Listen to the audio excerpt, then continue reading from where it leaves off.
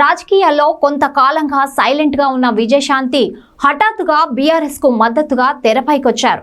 Parliament ఎన్నికల తర్వాత BRS ఉండదని కిషన్ రెడ్డి చేసిన వ్యాఖ్యలను విజయశాంతి ఖండించారు. ప్రాంతీయ భావోద్వేగాలు, ప్రజా మనోభావాలను వారి ఆత్మాభిమానం వైపు నడిపిస్తూనే వస్తుండడం దక్షిణాది రాష్ట్రాల సహజ విధానమన్నారు.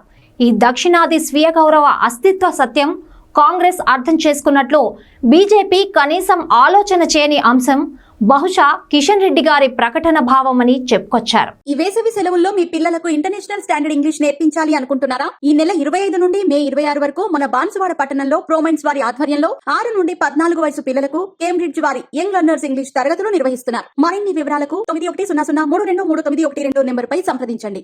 నిజానికి ఎన్నికల తర్వాత బీఆర్ఎస్ ఉండదని బీజేపీ నేతలే కాదు, కాంగ్రెస్ నేతలు కూడా విమర్శలు గుప్పిస్తున్నారు.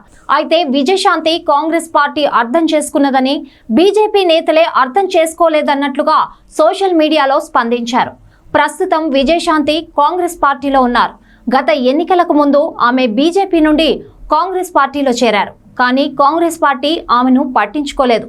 అసెంబ్లీ ఎన్నికల్లో పోటీకి ఆమె పేరు పరిగణలోకి తీసుకోలేదు. పార్లమెంట్ ఎన్నికల్లోనూ పట్టించుకోలేదు. కనీసం ప్రచారానికి కూడా పిలవలేదు. కాంగ్రెస్ తీరుపై ఆమె అసంతృప్తితో ఉన్నట్లుగా ప్రచారం జరుగుతోంది. విజయశాంతి సొంత పార్టీ ద్వారా రాజకీయాల్లోకి వచ్చినప్పటికీ తర్వాత తన పార్టీని టీఆర్ఎస్ లో విలీనం చేశారు. మెదక్ పార్లమెంట్ నియోజకవర్గం నుండి టీఆర్ఎస్ తరపున ఎంపీగా గెలిచారు. పెద్ద ఎత్తున తెలంగాణ ఉద్యమంలో పాల్గొన్నారు. పార్లమెంట్ లో పోరాడారు. తెలంగాణ ఇస్తే టీఆర్ఎస్ ను కాంగ్రెస్ లో విలీనం చేస్తామని కేసీఆర్ ప్రకటించారు.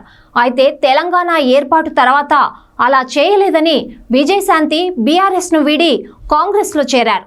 కాంగ్రెస్ తరపున మెదక్ అసెంబ్లీకి పోటీ చేసి ఓడిపోయారు. ఆ తర్వాత ప్రత్యక్ష రాజకీయాల్లోకి పాల్గొనలేకపోయినప్పటికీ కాంగ్రెస్ లోనే కొనసాగారు. 2019 ముందస్తు ఎన్నికల సమయంలో కాంగ్రెస్ ప్రచార కమిటీ చైర్మన్ గా ఉన్నారు. అయితే ఆ ఎన్నికల్లో కాంగ్రెస్ ఓడిపోయింది. ఆ తర్వాత బీజేపీలో చేరిపోయారు. బీజేపీలో చేరిన ఎన్నికల వరకు ఉండలేదు. బీఆర్ఎస్ ను ఓడించే పార్టీ కాంగ్రెసే అని అనుకుని మళ్లీ ఆ పార్టీలో చేరారు. ఇన్ని పార్టీలు మారడం వల్ల ఆమెకు రాజకీయాల్లో ప్రాధాన్యత తగ్గుతూ వచ్చింది.